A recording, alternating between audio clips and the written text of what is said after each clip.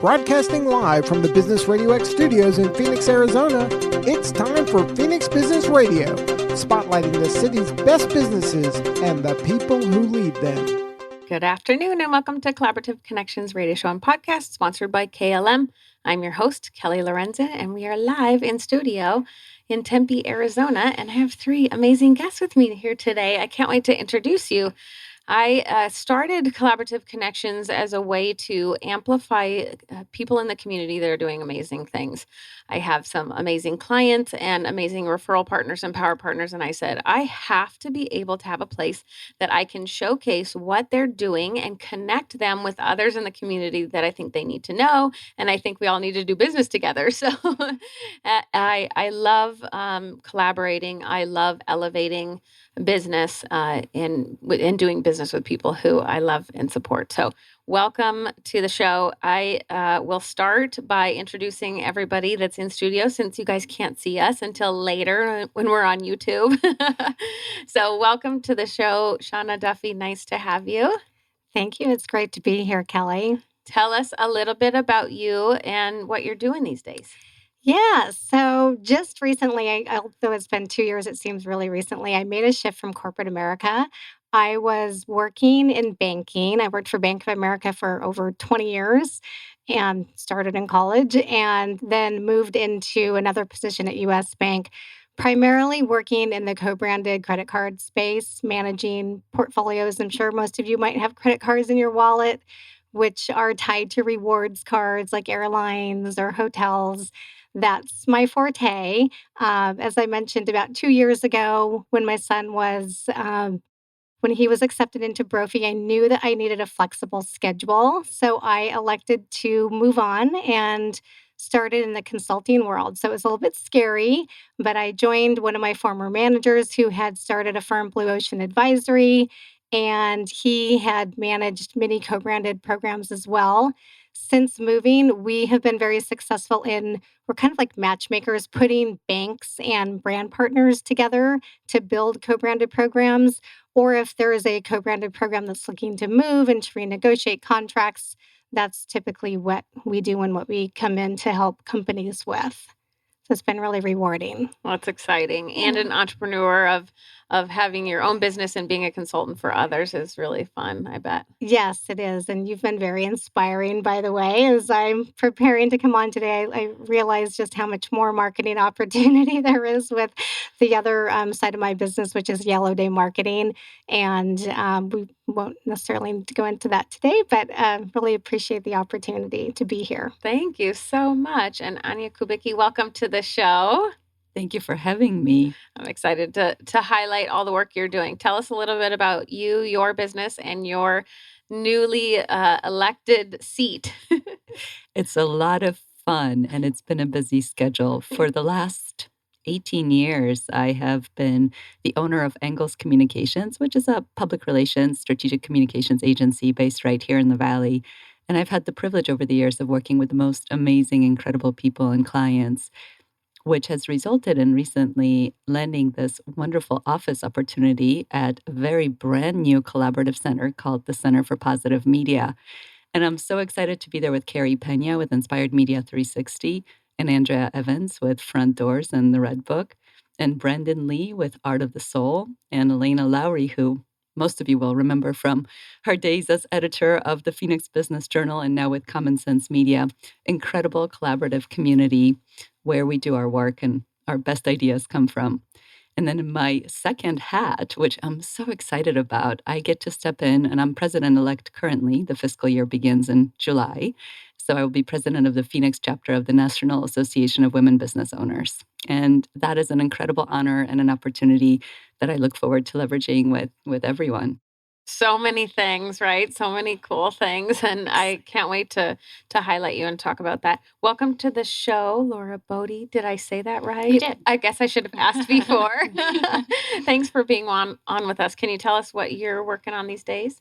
Yeah, so I am the Director of Community Engagement for A New Leaf. We're a large local nonprofit. We serve about 34,000 people a year. We have 35 programs across the valley, different social service programs. And I love that I get to join this group because a lot of people don't think of nonprofits as a business, but we employ a lot of individuals, and we are really strategic about helping with the community grow in a healthy way. And we engage a lot of companies. We talk about Bank of America, U.S. Bank. We partner with, we're helping them connect to ways that they can grow the community as well. So I'm very happy to be here. Thank you. Oh, and I'm a philanthropist, probably since the age of 13. Luckily, I got to start that journey at a very young age. So I love highlighting nonprofits. So I'm glad you're here. Well, we'll jump right in. I would be remiss if I didn't introduce myself, I guess, for those people who are listening who don't know. I'm the host, Kelly Lorenzen. I own KLM. We're a business owner's duplicate. So small business owners and family-owned businesses call us when they're needing to duplicate themselves, short-term, long-term. So we have fun doing that. So I will start with you, Shana. Tell us about the specific uniqueness to the services you offer. You did touch on it a little bit. Yeah, I know I unleashed a lot in that first introduction. So, the uniqueness of what we bring to the table as a consultant, there's probably about 5 or 6 consulting firms in the space that we work in that primarily work with providers of payments. So, mostly banks and mostly larger banks where we do connect people together for credit card programs. Yet, we feel that we operate very differently. We do try to touch into more of the philanthropic space as well. So we are trying to align more closely in that area, as well as rather than just being a firm that processes RFPs and puts the companies together, we also help to optimize and build revenue. We really create an opportunity to fill in the gaps. You mentioned being a duplicative service. In a sense, our consultancy firm does the same. There's only so many resources that these brand partners can apply to their programs, and they just don't know enough about the industry. So we do come in and help them to market, help them to really gain traction on the competitiveness. We help them to build their product values and just really understand what's meaningful in the industry, which can get lost when you're really heads down in your own business and trying to build that. That's for sure. So. And meaningful, right? Something that is going to be productive and good for all parties involved. Exactly. And I think so many of these programs now do want to give back. They're trying to find ways to help with sustainability, to really just move the industry in a different direction that hits people's hearts and souls versus just making it transactional. Right. Yeah. I'm a part of Conscious Capitalism, and we have a chapter here, Conscious Capitalism Arizona, and it's all about that, the win-win-win for all parties involved, right? Mhm. Are we doing good for all stakeholders, right? To take into consideration everybody who's involved, and it's not just each partner, it's the client, Right. and I mean, it's everybody. I was just watching Shark Tank the other night, and they were talking about how it's really shifted over the years when you talk about new businesses and how they don't even entertain business ideas unless there is that community giving component to them. I love that. Ooh, what a great shift, right? For something that's so elevated like Shark Tank to Right. be able to use that as a platform. I love that. Right up my alley. Anya, about NAWBO, why did you join NAWBO? What inspires you to continue to give back to that organization? In a way, it's not that much removed from the topic we're just discussing, because I believe that businesses here make the difference, and that is how we grow our community. And women, especially, I think, have a unique set of challenges. I do believe that as women, we lead a little differently, and there's a different support perhaps that we can form for each other when we have a group of like-minded individuals moving in the same direction. I was really excited by the idea of meeting fellow female entrepreneurs here in the Valley, learning all about their causes. And the number one thing is NAWBO gives back so much, and it's such a platform for all of us to connect and do something really grand and transform our community. And that's why I was so inspired by the work that you do at Turn a New Leaf, because there are so many ways that we can inspire women to become more vibrantly involved in providing economic stability here in Arizona. And as a state of Arizona, we have a lot of work left to do to help women. So that was the primary reason why I joined. Opportunities everywhere that I look in there to be better as women in business. And we do have a lot of work to go, right? We do. We actually rank kind of low as a state in terms of the number of women entrepreneurs. And I think just like with everything else, women need to be encouraged and supported to become our best. And NAWBO is the one way that we can do that. I love that. Tell us some of the programs that NAWBO does. We primarily help women entrepreneurs from the next gen group. This is a big initiative right now, helping young entrepreneurs find their way, set up their businesses properly. The other big piece is being certified as a women-owned business. And from your banking backgrounds and probably from a lot of the employers you work with, there are certain advantages of being certified. That access to that big government contract. It's not going to come without the certifications. And we do have programs and people that we connect with to help women accomplish that. Because if you're a busy entrepreneur and a small business owner, let's face it, the last thing you have time for is to try to figure your way out through paperwork, right? And it's a lot of paperwork. I looked at it. I've owned a lot of businesses. I think I'm on fourth or fifth. And every time I look at it, like, oh, I should get certified. I'm like, oh, no. And I'm not doing all that paperwork. I'll do it for anybody else, right? But I won't do it for myself. So that's cool that NAWBO is part of that. Yes, and we lobby. We have a big advocacy effort. I think a lot of people forget NAWBO was formed in 1975. I was born in 1974, so I think about this because it was in my lifetime that women didn't have the access to capital. It was the women that were there that did the advocacy work, that changed legislation, that empowers all of us to be able to be in business the way we are today. And those are the differences that I think we can continue making to make those shifts to be a better society. I think so too. Speaking of shifts and social impact, tell us a little bit more about A New Leaf and what the programs and impact you offer. So we have programs in several different areas. I think about it as people come in the door in crisis. They might be experiencing homelessness, domestic violence, sexual violence, just extreme poverty, kind of stuck where they're at. So we're providing crisis services, shelter, financial assistance. But beyond that, what do these people need to become stable? Workforce development programs, asset development. We have match savings programs for people that are opening a small business, financial literacy, education, pursuing a post-secondary education degree, early childhood education.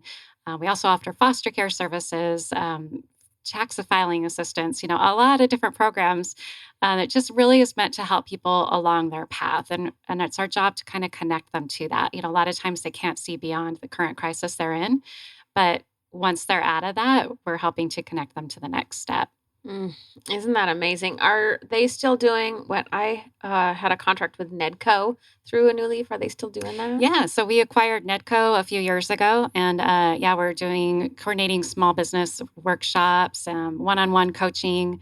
And just, a lot of people have a dream to start a small business. They've had that dream for so long and they don't think about all the steps that are necessary, all that paperwork, developing a business plan. And, so we're helping take those dreams and turn them into something that it can really grow. I had a lot of fun helping some really interesting, cool small business owners that just needed that little extra help. And it was so amazing that NEDCO through A New Leaf could pay me, right, to do the work that they needed desperately. And what a cool thing it was to be a part of that. Yeah, we used to focus just on basically Main Street and Mesa. So helping a lot of those businesses as the light rail was going in. And that was a tough time, to drive business during all that construction. And then through the pandemic, again, we were really helping people with keeping their businesses open. But the lives that are changed by helping these small business owners, like their stories are so wonderful and empowering. And a lot of them do have that component of giving back to the community at the same time. I love that. What other things are you involved in any of your businesses? Or, Ania, we heard about all of yours. Shana, what other things are you involved in? You talked about Yellow Day and Blue Ocean. Yeah, so switching gears a little bit back to Yellow Day, and Blue Ocean fits into this arena as well. It's really just looking for the opportunity to work with new businesses that are coming to fruition, that might have ideas that don't necessarily have the capital, just really trying to find their way, mostly through the financial network, trying to really understand how to power themselves, basic questions. Who do we talk to even run a transaction? Is it Visa? Is it MasterCard? Who can help us to set up a digital integration on an API and application? So really just trying to help these businesses that have these great ideas that can help to power opportunity for millennials and for the next generations coming forward. I don't necessarily always charge for these services, so it's a lot of investment. I call it my volunteer work, but I do believe in some of these companies and figure by the time that they make it big, they won't forget about me. But that's been really interesting just to be able to work in this space and just again be at the ground up and just looking for opportunities and leveraging something new. Right. And it's such a cool thing to use your expertise, right, to give back and to do that for that's kind of how I felt when I was working with Nedco, right? It was like, yes, they were paying me a little bit, but it was so nice just to be able to be like, oh, I can help all these small business owners who would not, not be able to even know who to ask, right? To even have that opportunity. So it's neat to be able to do, yes, it's great to get paid, but it's also nice to be able to use your brain, use your expertise in your brain for something good. Exactly. Yeah, that's nice. So Speaking of doing good, the Centers for Positive Media, tell us a little bit about more of that. We need positive media, right? We do. I think especially after surviving 2 years and going on now with the current sad situation in the world, we are overloaded with negativity. It's so easy to find stories that would make us depressed. And while that's the reality that is there, we can't hide from it. There's such a missing component of highlighting the stuff that is good, because there is so much good going on. And at the Center of Positive Media, we really all have the privilege of working on those great stories and bringing them to light, because they deserve the spotlight as well. As a publicist, I used to always say, well, they cover the bad stuff on the news because that is news. And thank goodness that is news and not common stay. Because if it was commonplace, then we wouldn't need to cover it, right? But at the same time, it's been so much, and we need to get uplifted with the positivity. So Carrie Pena, who's there with Brendan Lee, are starting a new show, which right now there's a subscription on YouTube, and it's called Good Morning Sunshine. And in that show, they're going to be highlighting all the positive pieces going on around the world, a lot doing with behavioral health and with great things and people in our valley that are really making a difference every single day. I think we need to highlight that a little bit more. So I'm so excited to be in the building where all this happens, because you cannot be changed for the better when you're surrounded by all this great positive energy. I love that. We were just talking about that off air, weren't we? About who you surround yourself and being around the positive people, and it changes your world, I think. Right. We know that we are the sum of the 5 people we spend most time with, right? And sometimes we're not that consciously making the choices about who we allow into our space for the long periods of time. But I think especially at work, we can make those choices, and we can surround ourselves with people that we want to be more like and they more like us. And then it just creates an amazing workplace. And just get to invite everybody on the show, Right. so I get to be around you all the time. See why I do this. Laura, how does New Leaf work in the space for domestic violence? We talk about trauma, and we talked about in this off air, but tell us about the domestic violence space that you're in. Yeah, it's, a lot of people ask, man, I don't know how your program staff work in that field. It's just so much trauma that people have experienced. Our staff do experience that secondhand trauma too. We have 6 different programs that work with domestic and sexual violence survivors. Our crisis hotline for Maricopa County is that first line of defense where people are calling, needing support, and they're getting that assessment right away. And what do they need? Do they need shelter right away? Do they need resources? Do they need safety planning? Kind of where they're at and what they're ready to do. From there, we're connecting them to shelter availability across the valley. Sometimes outside of the valley for their safety. A New Leaf operates 3 different shelter programs in Glendale, Mesa, and Apache Junction. And we have an overflow program that we started in 1991 to make sure that anybody who reaches out for shelter, and if there's none available, we would still want to make sure that they have safety. So we're putting them in hotels and connecting them to case management and basic needs until we can find other accommodations for them. We have a court advocacy program that walks people through the process of getting an order of protection, because that can be very complicated and also very dangerous if they don't know how that works. Sexual violence services, we're expanding, and it's different experience than domestic violence, and actually more women and men experience sexual violence in their life than they experience domestic violence. So we are opening a rape crisis center in Mesa next month. We're very excited about that. There are not very many resources for sexual violence victims beyond, filing a police report and getting that forensic exam. So dealing with that trauma longer term there's not a lot of resources there.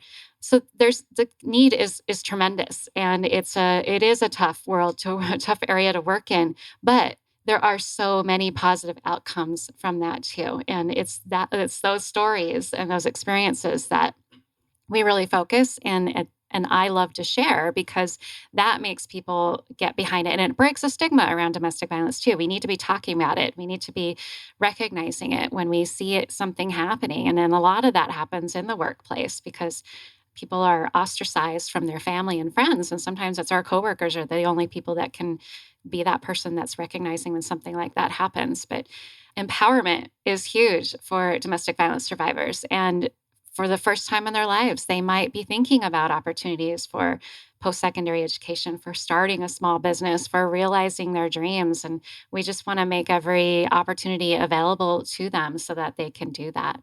Oh my gosh. And there's so many cool I'm just thinking of all the collaborations, right? Of everybody I know. I'm like, oh, you guys need to connect, and you need to Amplify Voices is a leader circle, speaker circle that helps sex trafficked and rape victims learn how to tell their stories in a confident, secure, safe environment. And then they can create a story and have the overcome. What a cool thing to be able to work together, right? And you have that. And like once they get through that, then they go through trauma healing, and then they have have that and have the outlet of art we were just talking about in your space, Ania. Right, with Brendan leading and working with many behavioral health centers to transform the stories of being a victim of whether it was domestic violence or even just on a road to recovery too, which could be incredibly traumatizing, into more of a creatorship role where you change the story. And I think that's really the beautiful part, is we all have these stories that are very sad and traumatic when we look at them, but the transformation is so inspirational. And I remember there's a spoken word artist, his name is Lemon Anderson, and he said something one time when I heard him speak, and I'll remember it forever, because he said, "You can't buy struggle." And I really thought about that. And I thought, we all have our journeys. That's the reason why we walk them, because at the end of it, that is our journey. And you can't buy that. You can't buy that struggle. But the solutions that we have, that's what makes us creative. That's what makes us thrive. And I have so many of these amazing stories through our membership at NAWBO. There are so many women that have gotten to where they are right now through an incredible journey you would never know just by looking at them. But when they open up and when they share what they had to go through to get to where they are, you're just surrounded by this empowered group of women that is so inspirational. One of our current membership chair, Imelda, has an incredible story. She's actually publishing a book right now. She came here from Mexico. She's a mother of 14 children. She has a nonprofit that she's starting in addition to her building. And I mean, there are so many stories like that just within NAWBO. And we have a mentorship program as well that helps women that really want to start their businesses right. There's so many resources. But the best part of being connected to it is the stories and the friends we get to make in the process. And to elevate those stories, right? And to talk about it so that it's not taboo, so that it's not a negative thing to say, I went through this, or I'm depressed, or I had anxiety, so I'm on meds, or I'm seeing a counselor, I'm going to trauma therapy. We should all be talking about that, because then you get the more you talk about it, the more resources come to you, right? Ooh, I know that person. Ooh, you should try this, and the stories that of empowerment and coming through that. If you don't ask, you won't get the help. Right. It's not only empowering for the person telling their own story, but it's empowering for others too, because they realize they're not alone. This isn't unique to me, and everything that I'm going through is normal. And yeah, I do need some counseling, and I might need some medication management to get through this time period, and that's okay. Way cool. I love that. 14 children coming Right. from... Yes, you're going to have Melda on sometime. She's amazing. 14 children and an incredible story as well that she's lived, and a business and a nonprofit and a desire to change the world. That's why I'm a NAWBO. I mean, there's so many women like that I'm so proud to call my friends that I get to meet through this network.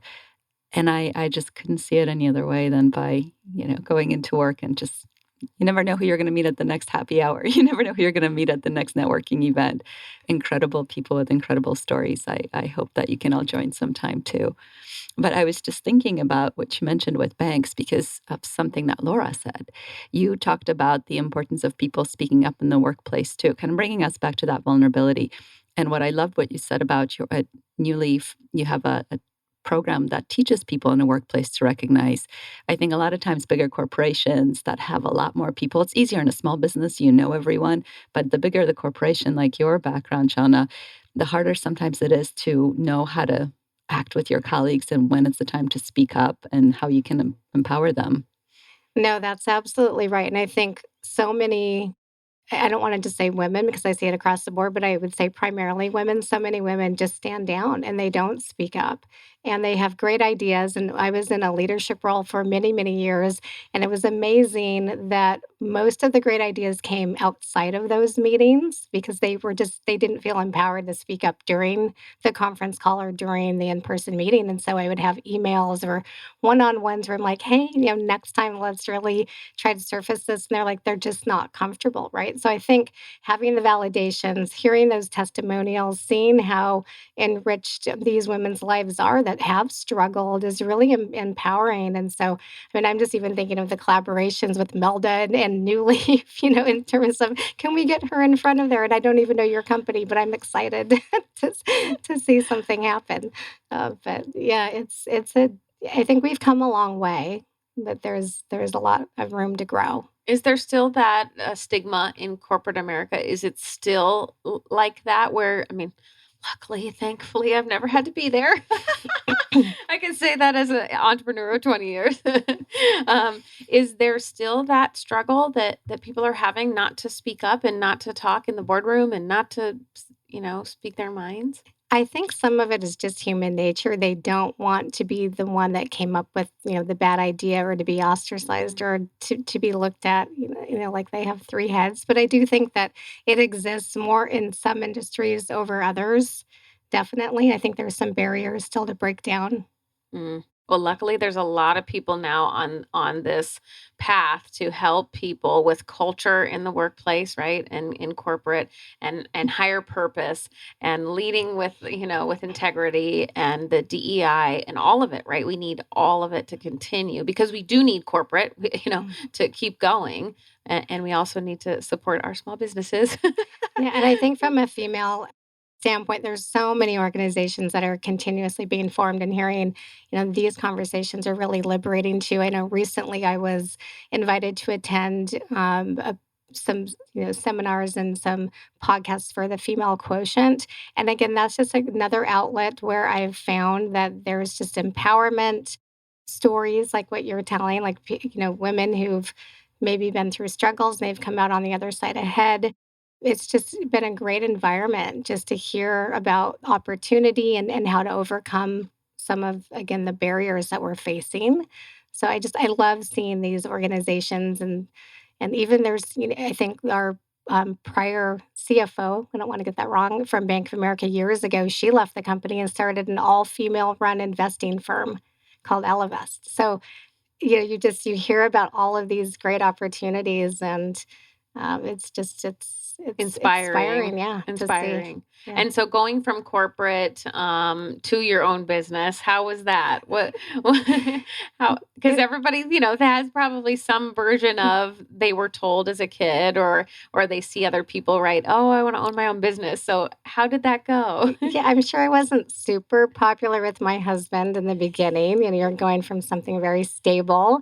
Yeah, and it was scary, right? I mean, it's all I knew. For many, many years, I had taken 1 year off and gone into consulting, and that was in a different time of my life when my son was in kindergarten. So it was definitely scary, and it's still scary at times, right? Like when one client's ending, you're wondering what's happening, with the next client that's potentially coming on.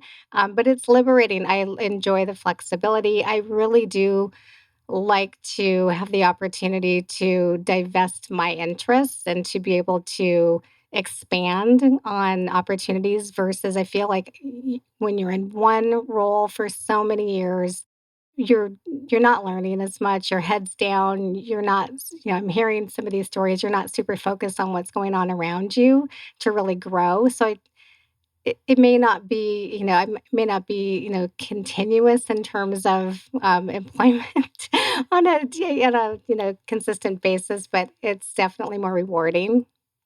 Oh, yeah. Yeah. Oh, yeah. 100%. What about you? How's the entrepreneurial journey been for you? I can't imagine not doing this. I was really born to do this. It's hard, of course, but it is so rewarding to your point. And I think there are some of us that just do better when no matter how hard it is of a journey, that we get to control it a little bit more. I call those little group of us the little control freaks in the room. But we do have a lot of fun. Yeah, in all seriousness, it is an incredibly hard journey that is not for everyone. I respect so many of my colleagues that are making this happen because we all want great employees, right? So it's like somebody has to not be the driver, but also just want to help to propel someone's vision. I think it's easier for me being in the business that I'm at because I get to help people's dreams come true, right? So I still feel like I'm the little engine behind some of these amazing visionaries and their ideas. But the give back component for me has been so tremendous because I am able to control more that where I give and what causes I want to support as my own business. And that has been a phenomenal gift. I also think just the friends we get to make and how we get to spend our time, which is kind of a gift of the pandemic. I think it's going to shift some of the corporations as well and some of the conversations with the traditional 9 to 5 work schedules as we've all experienced a different way of working. I think our world is going to be a little different, even in the highest of the corporate worlds. But I think us women too, having balanced families and businesses and work, it puts us in a unique space of appreciation of just how much we do and how much we get to spend time with each other, supporting each other through this. And getting to, like you said, surround yourself with people. Now, all of my clients have become friends, that you feel like you're just hanging out with your friends when you're actually working. I'm like, people are paying me to hang out with you. I mean, I'm actually obviously contributing, but what a cool thing it is. We've learned that work happens when we, in quote unquote, hang out, right? I mean, the best ideas come from some of these hangout sessions. And maybe that's why NAWBO is such a special place for me because we'll sit down at what seems like a happy hour, but we're really making these connections and we're really introducing each other from one person to the next and thinking of, you need to meet Laura, because she's got this amazing nonprofit that she's a part of and the banks that you're working with need to get involved. So there's always work happening and it's just so much more fun when it's done in a setting that's enjoyable. And then it's okay that you work till midnight, right? Right. Or so we tell ourselves. Because it's not really working, is it? That's awesome. A New Leaf, tell us, Laura, we'll switch gears a little bit, nonprofit philanthropy. How can people support A New Leaf? Really in a lot of different ways. I mean, one of the obvious one is making donations. Our programs are supported majority by government funding. Some are 100% supported by government funding and others only 65%. And it's really the difference between, like I said, being able to provide like bed and shelter versus being able to help people move beyond their current crisis and move into stability. So we're always fundraising to meet the gap for our programs. So the Arizona Tech Charitable Tax Credit Donation is a wonderful opportunity to give back without it really costing anything. So I really encourage people to take advantage of that and learn about it. In-kind donations, we're always looking for resources for our programs, so to offset those costs. And then volunteer service. We rely on thousands of volunteers every year to help meet the needs of our clients and to enhance services, from everything from preparing meals in our shelter programs to providing mentorship and coaching for people for financial literacy, for starting a small business.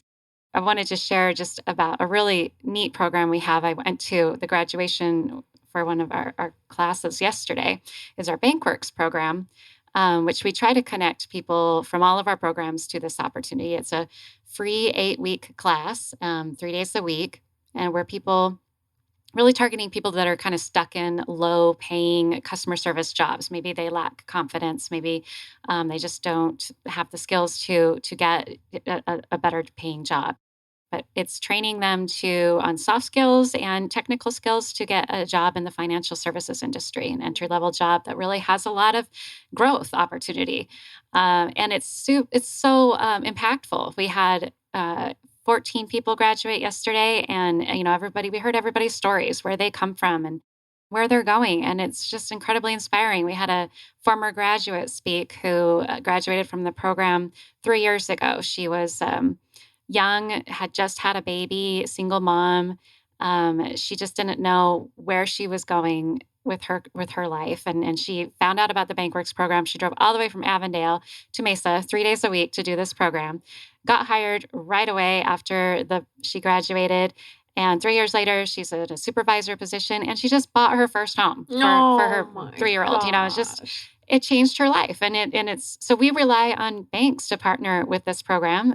They support financially, and they also get first pick on hiring our amazing graduates who are super committed to getting a job, and our staff continue to provide support to those graduates to help them take the next step in their career. So it's just a really wonderful program and really good outcomes. Oh, I love that. What a cool story. It's always great to hear the outcomes, right? And making a difference. And Absolutely. you talked to Ania, you talked about NAWBO doing so much for the community. Can you tell us some of the things that they, as advocacy? Absolutely. We advocate for instance, let me just go right back to that. I wanted to touch base on Laura's program. Yes, please. Yes. We have such workforce shortage right now. Everyone is looking for employees. And I think this is such an important connection for people to note, that there is training happening on the other side, that organizations like New Leaf are training workforce that is ready to be hired. I think it's such an asset in our community, and thank you for doing that. It's so incredibly important. We see that at NAWBO because we're small business owners. A lot of times we don't know which companies are doing, we're just so busy, right? We put an ad up and we hope the right person shows up. Everyone is hiring and looking to hire. Everyone's looking for talent. Well, that talent could be hidden in there. From NAWBO's perspective, we really do a lot in leadership empowerment, in mentoring. Mentoring is absolutely huge. We have the next gen advocacy going out right now, helping women grow the next generation of women entrepreneurs and really inspire young women to change the story. You mentioned, the workplace discrimination and why don't women have more seats at the table. Sad reality is we need to grow those women into those seats so that they become empowered, knowing they belong there. So this is really our opportunity. We can't change who we were in the past, and there's nothing wrong with the people that had those positions that are currently serving leadership roles. It's just that we need to allow new people to come in and shape them and empower them in such a way to say, yeah, you do belong and you can make a huge difference. I see a lot of that work being done through NAWBO. We also advocate for a lot more for women getting that equity share, meaning those government contracts, that women should be considered. I think that is so important to make sure that women are looked at and that are given that seat at the table. Sometimes we do need to advocate for ourselves a little better, and this is the big part of what NAWBO does. we have a hard time at that, don't we? It's in our genetics, I think. It's in the genes of our children come first, right? Everybody else comes first. We're always last, which doesn't have to be the case because we should take care of ourselves first so that we can, right, put the mask on yourself first so you can take care of everybody else, right? We need to flip that script a little bit. We need to be and tell the younger generation, it's okay. You need to love yourself. You need to take care of yourself first. It is a necessity to talk to yourself in a positive way. I'm constantly having that conversation with my kids. Like, what are you saying to yourself? What are you saying out loud to yourself, to your brain? That's the most powerful thing you have is your brain. And what are you telling it? You wouldn't tell your best friend she was ugly, right? You're ugly. Oh, don't ever say that. That hurts my heart. I tell, please don't say that out loud, So it's a necessity from all of our perspectives, right? To have the nonprofits, to have the organizations and even corporate, even the big banks, to be all in to telling the next generation that it's okay. It's okay to get the help. It's okay to love yourself and to get that care you need. So I love hearing that. So, any advice coming up? So we should say either up and coming entrepreneurs or up and coming in the workforce. Any advice that you guys would give our next generation of leaders? And anybody can jump in because I just threw that question at you. Well, I would just say, speaking from experience, if you've been in a job or a position and you're not happy, and you mentioned it, there's a huge need in the workforce right now. This is your opportunity. Take a chance. I loved my career in banking. I've loved working for both Bank of America and US Bank. It gave a lot back to my life and enriched it. But there were many times I wanted to make a change and I was just too scared. And I think that would be my advice is just, be relatively, prescriptive about what you're doing, yet take the opportunity. Just go for it. Because there is so much opportunity right now. Like you said, Ania, everybody needs people. Yes. And we forget we have all the resources, right? So that's the other thing is you're not on your own. When you make the leap to go on your own, sometimes the hardest thing to imagine is that you think, well, if I leave this big corporation, I'm not going to have anybody else, but you're not. So you look at organizations like New Leaf, you look at organizations like NAWBO, there's so many, there's chambers of commerce, there are professional women's groups. Doesn't matter what industry, there are groups that are just industry specifics. The Tech Council, for instance, no matter what industry you're in, there will be resources. And if you buy into the fact that if you go on your own, you're going to be alone, you're buying into a wrong idea. You will not be alone. It takes a village. That's my new theme this year, right? We hear that all the time when you have kids, right? It takes a village to raise children. It takes a village to be in this world, to be a business professional, to own a business, to be, to raise this money, right, for an organization.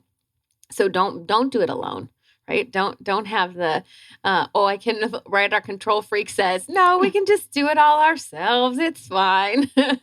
But there's no need for that because there are so many people in this community that can help. Anybody else? Well, I'm going to make a pitch for working with nonprofits. A lot of women do gravitate to nonprofits because I think we have big hearts, and we want to help people, and social services is where you can do that. But we like everybody are experiencing significant hiring challenges, and we need strong leaders, visionaries, people who take initiatives. We're doing hard, important work, and we need more people that have that kind of business thinking. You have to run a nonprofit like a business or it won't survive. And in fact, that's a lot of how A New Leaf has grown over the last 51 years is by acquiring smaller nonprofits that just didn't have that infrastructure and they couldn't manage grants and contracts and their HR requirements and all of those pieces that A New Leaf has developed that infrastructure for. But with the diversity of our programs and the complications of many different kinds of grants and contracts, we do need a lot of really intelligent people working there that can be on top of these things. So I think we're trying to take a look at compensation rates so that we can be more competitive with for-profit companies. There's no reason why we shouldn't be. Again, we're doing incredibly important work that is big part of our community's health. And if we need to all be advocating for nonprofit compensation rates to be higher, and when people should consider a job there and advocate for themselves. What should we pay you? And, what can you do for the company that would help increase efficiencies and reduce costs? Because that's a lot of what nonprofits need to work on too. Mm-hmm. I've been on a lot of nonprofit boards, and it needs to be run like a business, and there are so many intricacies that have to, and there, I think that's the negative part of it, is that there's not a lot of people that understand that. And so then you have people that have been in corporate or been in, entrepreneurship. We just do what we want, right? But there's so many levels. So it's important to have people on your board and to hire people that know that those intricacies. I mean, even the grant writing, even just that is such a need for nonprofits. Yeah. And it takes a bit of understanding on both sides. I mean, we run programs that we take a look at them every year, and we categorize them, ones that we have a big heart for, that run at deficiencies, and then ones that are stronger. And, how do you evaluate that? How do you hope that the ones that are financially more stable can support the ones that are not? And, there's just a lot of challenges around that. And of course, nobody wants to let anything go, and we don't. When a smaller organization comes to us and they're struggling, it's hard to say no, because we recognize the critical piece that they play in the community. And New Leaf takes that on, and we try to bring on partners to help support that and make it financially stable for the next 50 years. Well, it sounds like you need to talk with Shana in the room, right? From all her connections with the credit cards. I love that. Tell us, Ania, I'm going to switch gears totally, flip you guys up on its head. In PR, people think of PR probably just like they do in marketing, right? They have one thing that they think of PR is. Can you give a better definition for people? PR has changed so much, and that's part of why I love my space, because it's evolving, especially over the last decade as we've had the advent of social media and the way that people get information to them. So I always said that back when I started in big agencies in New York, we used to compete for editorial space. And editorial space was limited, right? Because the Wall Street Journal only had so many pages that you could get your client into. And we agreed where we got our information from. But that's changed. But now we're competing for mental space. So it really becomes a game of how can I get that client and their idea or their cause in front of the people that I know would benefit from knowing about it. Where do they get their information from? So PR isn't anymore about sending a press release necessarily. That has its place, but it's more about finding exactly where a certain segment of population gets their information from, and how can we, in a way that is engaging and really exciting, showcase that information and connect them to it. It's a game I love to play for my clients. It's so much fun because I work with the most amazing people. So I'm always like, how can we get your idea to these people? Where do they get their information from? How do we break through? That's, to me, really PR. Mm-hmm. The connector. Yes, and the influencer, right? So we influence opinion. And we get to do that at my agency for the best people and the best causes. So I do work 24 hours a day because I can't stop because it's so exciting. We're a lot alike, aren't we? Yes. It doesn't feel like work when you're elevating the best people. Yes. And the best causes and the best, the more we help grow those businesses, it helps their families, it helps their families, right? It will continue to elevate. 100%. I love that. Competing for mental space. We are. And it's a tough place. We're all so busy. Everyone's got phones and everything coming at them from so many directions. I think from the five of us here in this room, I bet you each one of us pays attention to information from a different source. So how do you win as a publicist? How do you really guide your client into where they should be putting their information in there? And that's why that strategy had to change and evolve over the years from just the standard press release to just a more mindful thinking and communicating. I assume that's the same for you, Shana, is how do you connect the right people to the right message to say, to say the right thing? I assume it's similar. Yeah, it definitely is. And I think in the past, I'm just listening to how you're describing this, and I'm thinking about New Leaf, and even as I think about different companies that are looking for volunteers and philanthropic assistance, it seems like it's the same 3 or 4 that circulate through your inbox, through the media, through everywhere. So hearing your approach is really, again, it's making me feel good about, how can we go about this differently? And it is the same in our world too. It's like trying to identify who who's who's the right match. How do we get you in front of the right folks that really understand what your vision is? And sometimes it's not that big bank, it's not that big corporation, it's someone smaller that's going to really just latch on to the idea, and it may grow even larger with that company than you would if you've just latched on and you're a smaller fish in a big sea with a larger corporation. So it's all about the strategic, output and just how we're aligning the vision. But I would love to hear more about this work that you're doing.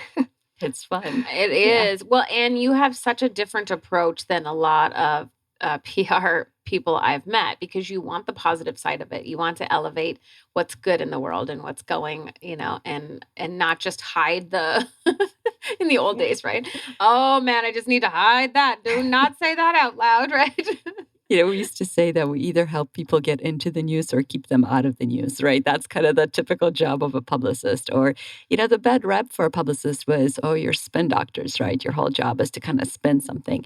Well, it's not really about that. And especially not in today's day and age. But yeah, crises do happen. And I do help clients get through crisis because in a crisis, and especially today, I think the strategy comes down to speed, right? What you say.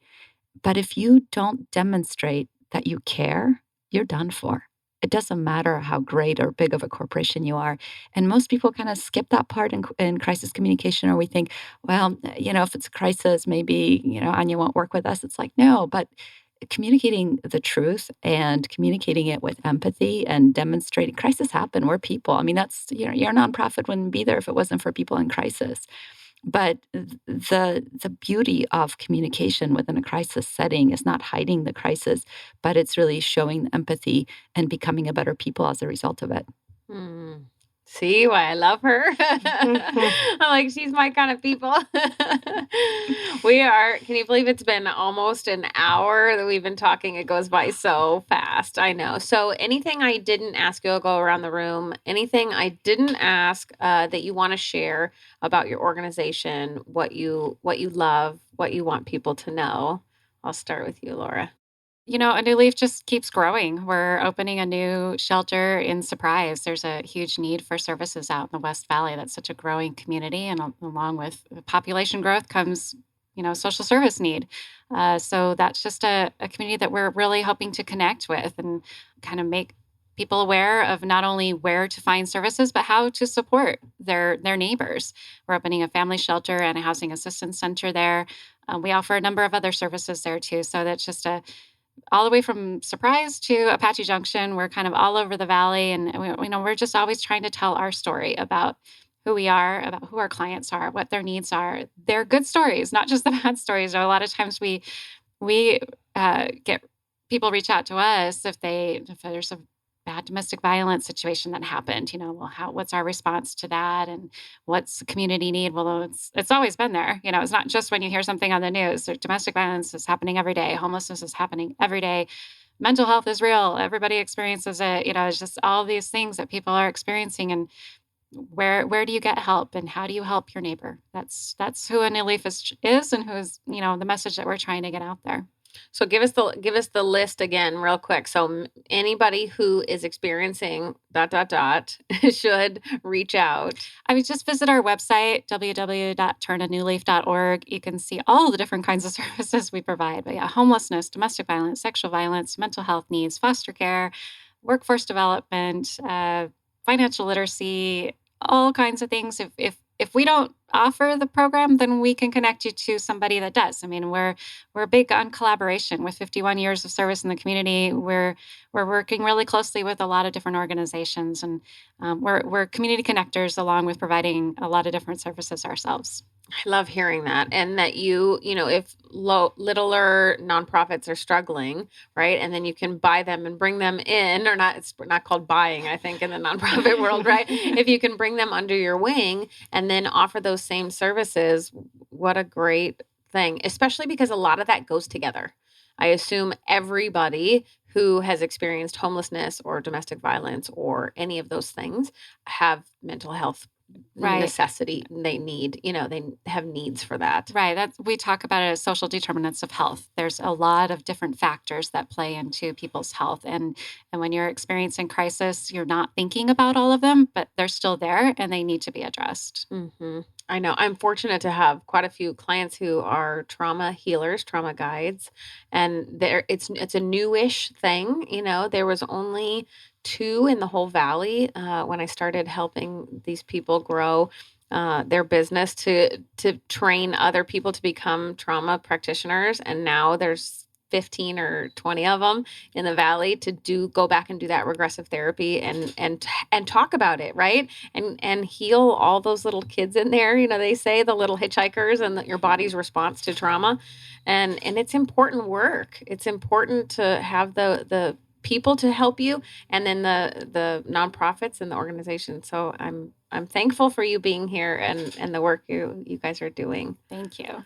All right, Ania, you're up. What did I not ask you about PR or entrepreneurship? Or I didn't ask you about entrepreneurship much, did I? We did. We talked about it. We talked about the journey. You covered a lot of ground, Kelly, and I thank you so much again for the opportunity to be here.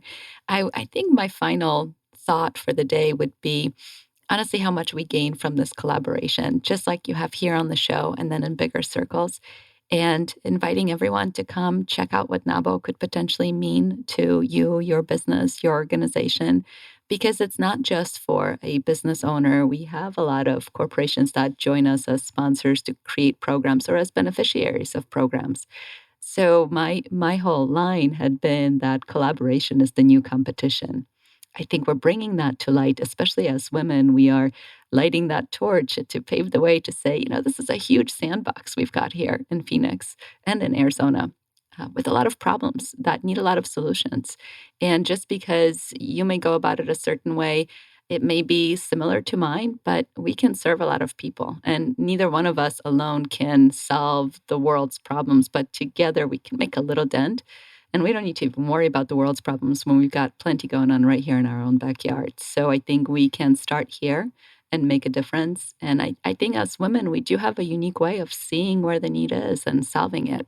So we can inspire a lot of people to go out and do that. And I just hope that this year in NAWBO, as we resume our events in person, resume the connections, that more people will come and meet these incredible women that are a part of it. And I love how you have even larger organizations, male-dominated, men-owned companies being your sponsors. Like, yes, my husband is a big advocate of women's, even my son said, he was little, I want to be president because I want to have equal rights for women. You know what I mean? Like they're going to be those men, right? And we need men to come to the table and to help both. We need both, I think a lot of times people mistake women's organizations for feminist organizations. Right. It's not that. Right. But there is a space that perhaps women can feel safer and growing in companionship of other women, facing unique sets of challenges that we face that are specific to women. But especially in business, men are incredibly important. And we have huge companies that were founded by men, currently led by men, that want to contribute and that want to be a part of the solution. How do we get more women in the workplace when that wasn't a reality before, and without those companies being there to hire them? I mean, it's like a natural fit for me. This is not at all saying you don't have a place at the table. By all means, be part of the change and come talk to us. I love that. All right, Shana, anything I didn't ask you? I think we covered a lot of ground, and I don't know if I can top these 2 ladies in the humanitarian and in this space as well that you're just speaking to. I would say, as we're evolving with Blue Ocean and in my newer company Yellow Day, thinking just about companies in need. I know there's quite a few entrepreneurs who are starting companies that don't really understand the loyalty aspect of it. That is an area, though, we're specialized in credit card that we also play in. So I guess this is my plug opportunity here, that we really are here to help you and to help you understand loyalty and how to grow that, and that's the direction that we're moving into. I love For that sure. it can be small businesses, large businesses to help that. You don't even think of that. Like you could have your own credit card and it be co-branded and you can have loyalty programs. Yep, that's right in there now with my, here's what I can help you, right? Now that we get to work together. Yeah, you get that text from the coffee shop, and I'm probably looking at that a little bit differently than most people, thinking, wow, we could really expand on this opportunity if we just did these 5 things. But it's great to see these companies starting up and giving back, and we're here to help. Oh, that's nice. Well, So. thank you all so much for being here. You've been listening to Collaborative Connections radio show and podcast sponsored by KLM. Do what you love and outsource the rest.